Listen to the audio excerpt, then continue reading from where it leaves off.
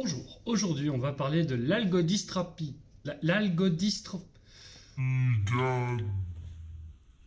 L'algodystrophie. Alors, non, ce n'est pas une atrophie de l'algue marine. Ce terme imbuvable a été modifié afin de faciliter la vie aux patients. Les gars, j'ai une super idée. Je vous propose qu'on appelle ça dorénavant le syndrome douloureux, régional et complexe. Et comme ça, les patients s'en sortiront beaucoup mieux pour comprendre ce qu'il arrive.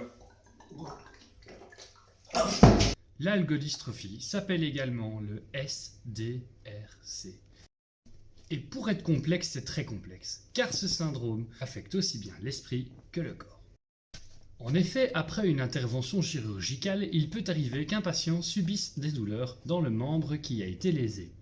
Par exemple, des picotements, de la chaleur, des pincements, des étirements, des brûlures, des crampes musculaires, et j'en passe. Ces douleurs peuvent durer soit quelques jours, quelques mois, mais également s'étendre sur des années, voire sur une vie, en devenant une douleur chronique.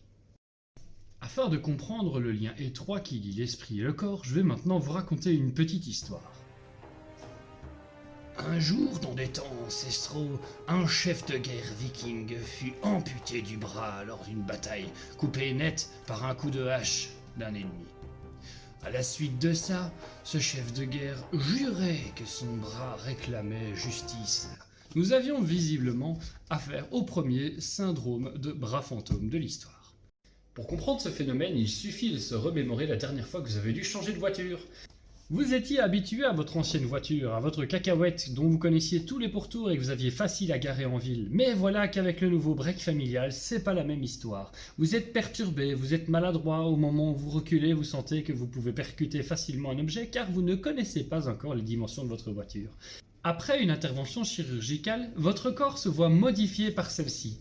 Et votre cerveau n'a pas encore eu le temps d'en accepter les changements. Cette dissonance entre les deux images provoque un mal appelé l'algodystrophie tout simplement. Dès lors, comment faire pour parvenir à mobiliser un problème qui n'en est pas vraiment un?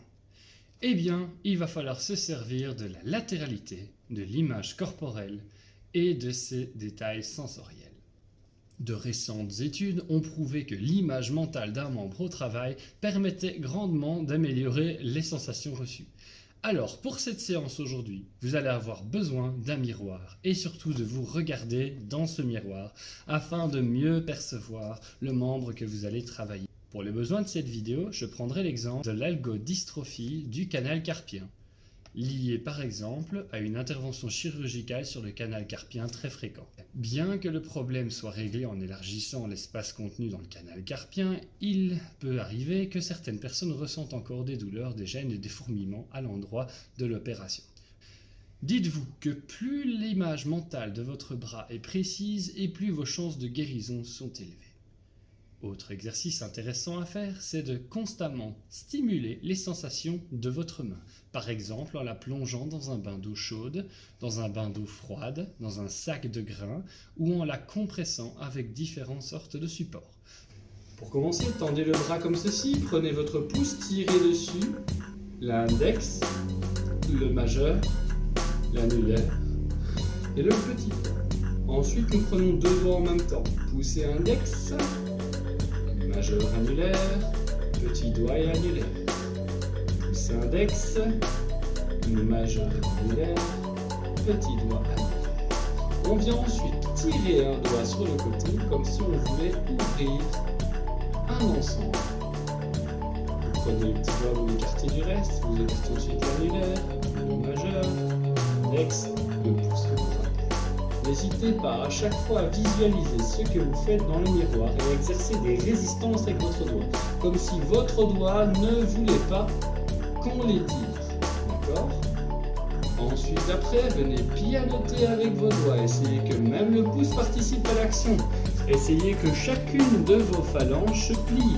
N'en limitez pas qu'à ce mouvement-là avec les doigts tendus. Essayez vraiment que chaque phalange vienne se plier, s'il vous plaît, jusqu'à ce que vous sentiez un échauffement au niveau de la phalange.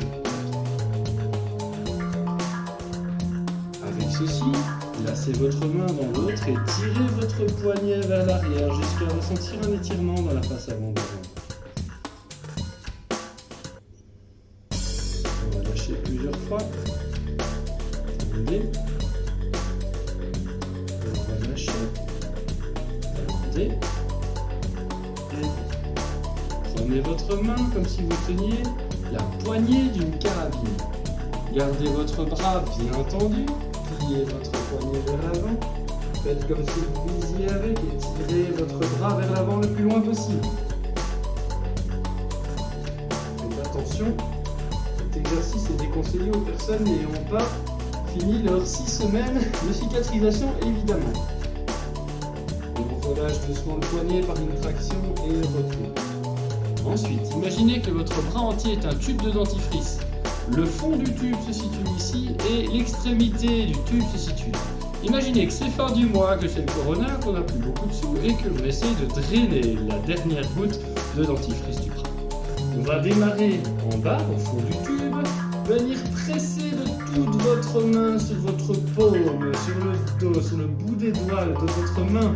On insiste en écrasant bien tous les os du poignet avec la paume comme ceci. On vient remonter lentement, vous voyez que je pousse suffisamment à tel point qu'on voit les fléchisseurs du doigt ici qui sont mis en action également. Ma main est totalement passive, j'imagine que mon bras est comme mort. Ensuite je viens remonter encore plus haut, au-dessus de l'épaule. La même chose, cette fois-ci je crée un bracelet entre mon pouce et mon index.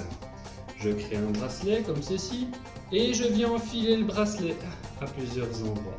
Je ferme le bracelet, je le remonte et je pousse, attention messieurs avec vos poils. J'attrape la base, je pousse bien fort sur mon bras et je fais remonter le dentifrice le plus haut possible. Encore une fois, j'attrape, je pousse dessus et ensuite je relâche. Je viens montrer la paume de la main vers le haut, je plie et je montre le dos. Je plie, je montre la paume, je plie, je montre le dos.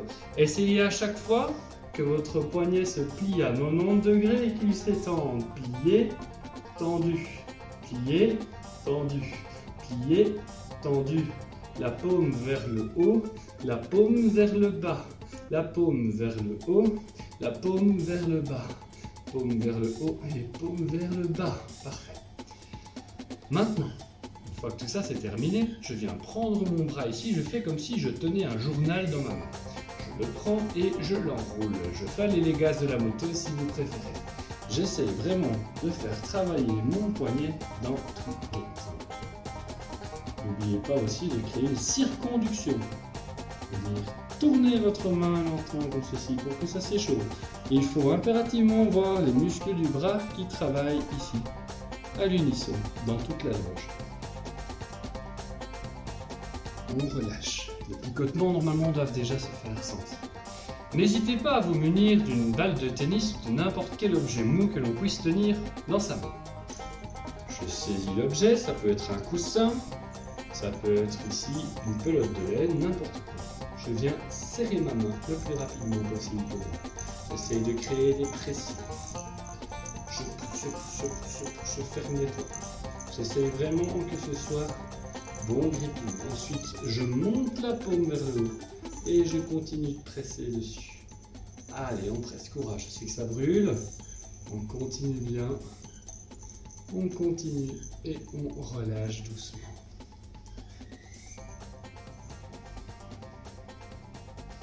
J'espère que cette vidéo vous aura plu et aura permis de faire découvrir une chose importante à propos de l'algolistrophie. N'oubliez pas que l'image mentale que vous représentez dans votre tête est la clé pour soigner cette maladie étrange. N'oubliez pas de mobiliser assez fréquemment le membre même si celui-ci vous fait mal. Si la manipulation est impossible, n'hésitez pas à faire rouler un objet pointu sur votre main à plusieurs reprises. Faites-le rouler dans un sens ainsi que dans l'autre. Le but est de réveiller les sensations que vous avez dans votre bras le plus possible et de visualiser le problème. Autre conseil que je peux donner, mais pour les âmes sensibles, il vaut mieux s'abstenir, c'est d'aller voir une vidéo YouTube de l'opération que vous avez subie. De cette sorte, vous réconcilierez votre esprit qui était inconscient lors de l'opération avec la réalité du terrain, à savoir l'opération subie. Je vous souhaite une excellente journée et j'espère que cette vidéo vous aura plu.